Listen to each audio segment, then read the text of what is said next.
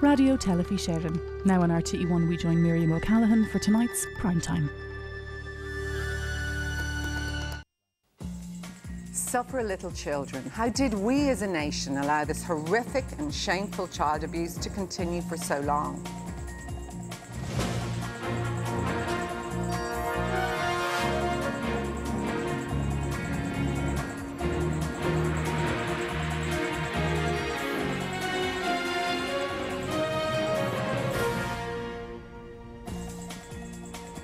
Apologise unreservedly to people that were in residential schools over years past for the hurt and the suffering that they experienced during their time in those schools.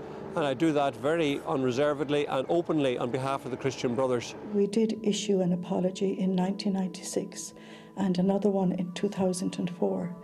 And today I unreservedly and unconditionally apologise. I apologised. I said I was very sorry. I was shocked, saddened, and that is my position. I think that is the position of the Catholic Church. The then Taoiseach's apology in 1999 was an admission of failings on the part of the state, and the report now tells that story.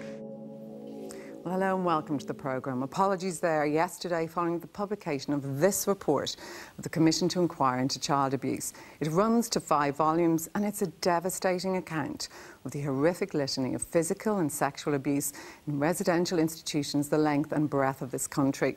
It's actually almost unbearably too sad to read, and it paints a picture that is far worse than any of us could have imagined.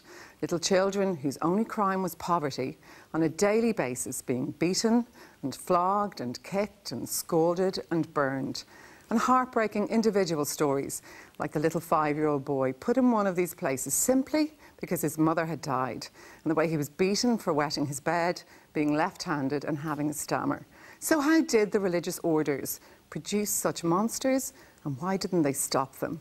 Why did church and state, and frankly everybody else, collude in allowing the shameful behaviour continue? And finally, what will this new report achieve? That's what we're going to be discussing in a moment in the company of, amongst others, Christian brother Edmund Garvey and Minister Barry Andrews. First, though, this report from Paul Murphy.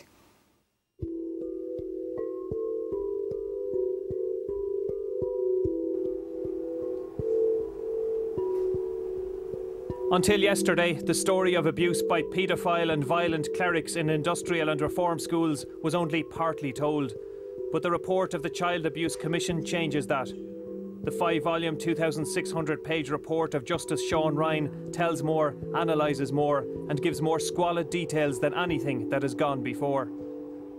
Delighted to see that the truth has finally come out. I mean, we waited long enough.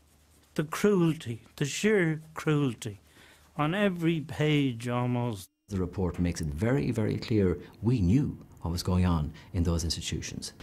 The Commission cost €61 million over 10 years. It heard evidence from 1,900 witnesses relating to over 800 abusers.